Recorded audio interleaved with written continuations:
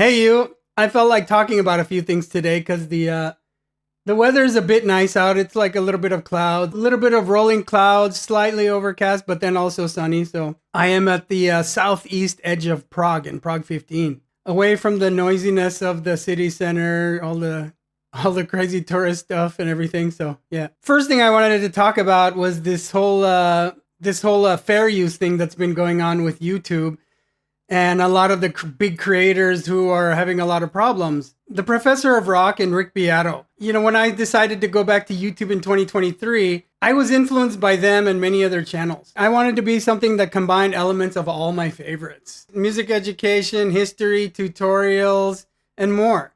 And you know, in the beginning, I was doing a lot of stuff like with DAW and whatever, music production, DAW stuff here and there. But I found out the stuff that really kind of resonated was when I would just play guitar and blast off, shred away, whatever, and play solos, play effects, etc. So I kind of narrowed my focus more towards the guitar side of things, which worked out really well for me, I think. You know, first I'm a guitar player, then of course I started making songs, thinking about lyrics, thinking about maybe even the production side. And then of course one day I got one of those Tascam 4-track multi-track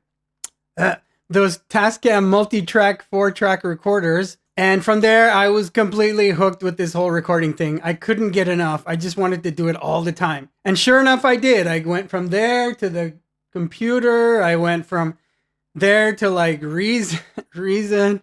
Then I went to Cubase, and I've been on Cubase for 20 years or something. Going back to the history thing, you know what? It's really important to know the history, because with music history, you can easily access everything that's ever been recorded and learn from it.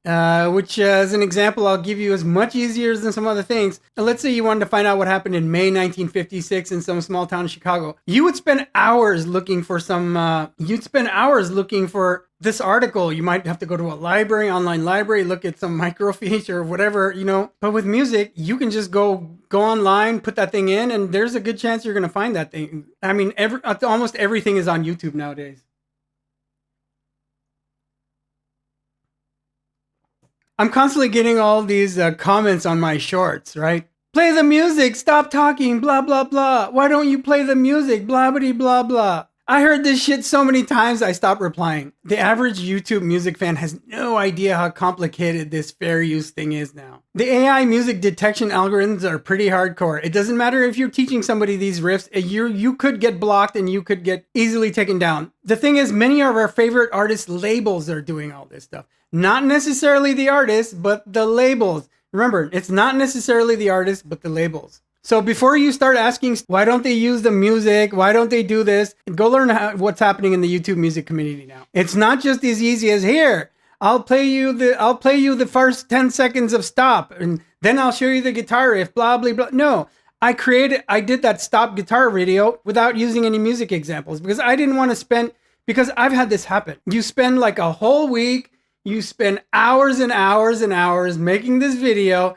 and only to what? Oh, your music has been blocked. Your video has been blocked. You're using this. This is not a copyright strike. It's not going to take down your channel, but you're screwed, bro. You spent all that time for nothing. I was doing some reaction videos, and then I got one of those things again, the block. I said, okay, the hell with this. I'm not going to pour my heart and soul into talking about why I love this Rainbow song, only to get it blocked. It's just not worth my time. I'm so busy, just like all of you. You guys have full-time jobs. Some people have full-time jobs, side hustles, everything. It's just not worth it now. But of course, now if you watch the Rick Beato video, he did say that the lawyer contacted him and said all of the stuff he does is fair use, and all of the stuff the Professor of Rock does is fair use, yet the algorithms are just slamming the shit out of them on claims, when they're clearly commenting, teaching, and doing analysis. And the whole argument is, why are labels being such assholes? Because guess what? Rick Beato even did a video showing a lot of the monthly listeners on Spotify, showing a correlation between certain artists whose Spotify views were down, and they were notorious blockers. But of course, certain bands are immune to this. They're, like Led Zeppelin or whatever, Queen, Bohemian Rhapsody, humongous. But I haven't tried any I haven't tried any Queen songs yet for reactions, so I don't know how they will be for blocking.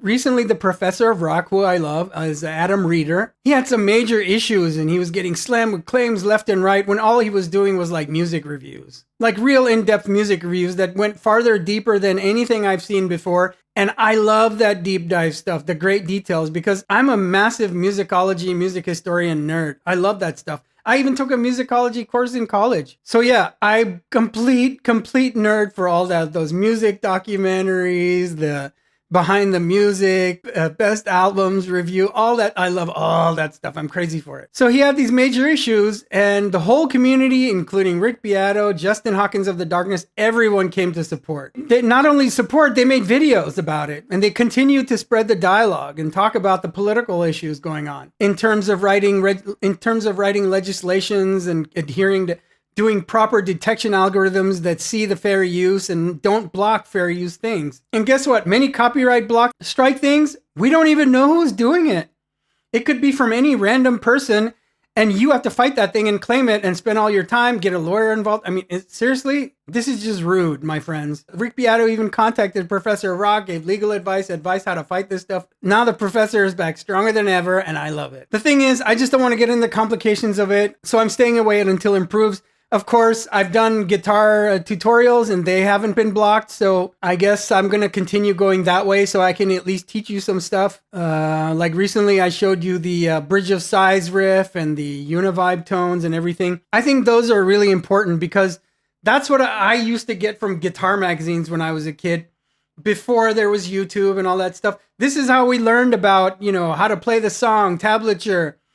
What are these guys playing? What amps? What pedals? Blah blah blah. Of course, we're guitarists. We're complete massive nerds for pedals, tones, all that stuff. Even if you're not very into gear, you're still way into pedals and all that stuff and the sound of things. Why do we love so many guitarists? Simply because sometimes the sound of the riff, the sound, the tone, just the sound and the tone. So now let's do a little sidetrack, on the AI thing and because of these detection algorithms, etc. And people using AI, because of course I use tons of AI for many things, ChatGPT and some of the other ones, even some image and video, even some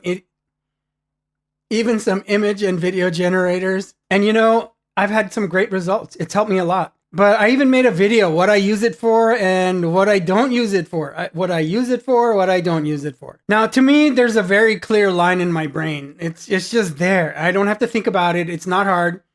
I am there completely perfectly in that balance. I don't have to think about it because I'm not using AI or anything else to write chord progressions, write the music, etc. It's me and the guitar and the computer, software, plugins, whatever, all the same stuff I teach in my workshop. If you're a guitarist struggling to turn your riffs into full songs, your ideas, etc., go to the link in the description to learn more and sign up.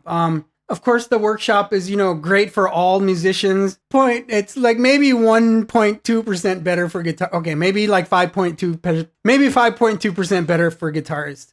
It's especially because I'm a guitarist, so I'm going to write my songwriting method, which is as a guitarist who was influenced by guitarists who wrote their own songs, produced their own albums, mixed, recorded everything themselves. You know how it is. Jimi Hendrix, Jimmy Page, those are my number one guys when it comes to guitar, writing guitar songs, and plus also, and especially in the studio. I mean, those guys in the studio are as much an influence on me as their riffs, okay? So I use AI to, like a glorified thesaurus or an information thing. Like if I had lyrics and I wanted to write about a certain topic, back in the old day, you would go to the library and read about it. Here, I just go online or I ask ChatGPT or whatever, about a certain topic, tell me a little bit about it. And from there, just like reading an article online, it gives me information that I use to inspire my songwriting. I'm not using it to write lyrics. I'm not using it to write chord progressions. I'm not using it to write melodies. I'm not using it to write any music or lyrics. I have lyric ideas and then I use it like a thesaurus, just like I did before with an actual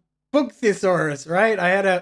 I still have it somewhere. I have a book thesaurus, which I used to use because it was a very creative thing it was very easy to become creative and, write more stuff. That way it gave you a lot more options on clever words, more creative, more poetic, etc., etc. And then, of course, I use it for thumbnail ideas, for script ideas. But today, no, everything is just, I'm just going off. I have in my laptop down here, I have few notes, but that's it. I'm just going primarily unscripted today because I just wanted to go for it. And hopefully, if you like this kind of video, please drop me a comment. Tell me, I want more videos like this, and I'll get into it more. I'll start digging into music history a little bit more and giving you my angles of it. I've done it before with my Jimi Hendrix history, a lot of wah. I've done wah history, pedal history, all kinds of stuff. I love this stuff. So just give me some suggestions. Do you want me to do a certain pedal history?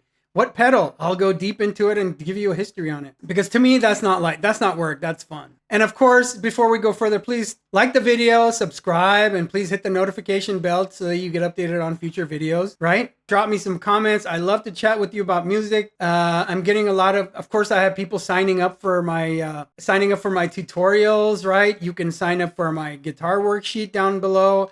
You can sign up for my worksheets down below. You can sign up for my GT100 manual down below. You can access lots of free stuff down there. Go get it. You can access my 4-step song blueprint, which will help you start writing songs. It's totally free and it'll turbocharge your songwriting every time you start a new song. And then, of course, you want to dig further, hit me up for the songwriting workshop. Again, all the links are below. Basically, I'm going to say this to you about AI. You are the artist, okay? Not the code, not the robot. You. If you let the AI write the chords, write the music, the lyrics, etc., the code is writing music, not you. You can glamorize this in your mind all you want, but it's not you. Real musicians, real musicians will know the difference. Just like this stupid, velvet crap down. Velvet shit. Velvet shit boggle, whatever the hell that stupid AI band was on Spotify getting 1 million views. Okay, that shows nothing but how stupid people are. Justin Hawkins clearly showed these close-up of the pics of all the warped artifacts that you get from AI images. And clearly it was nonsense. And I heard the music and I was like, what is this nonsense? This is like a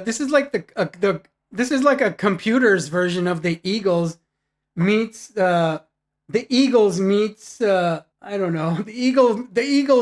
Flying Burrito Brothers or something. Like, what the hell? Go away. Just remember, if you have any questions about am I going to AI for am I on the right balance? Drop me a comment. I will tell you if you're doing the right balance or not. Because the balance is perfectly there in my brain. I don't have to think about it at all. Drop me a comment, let me know. Thanks for watching. I hope this helps you immensely. Have an awesome creative day.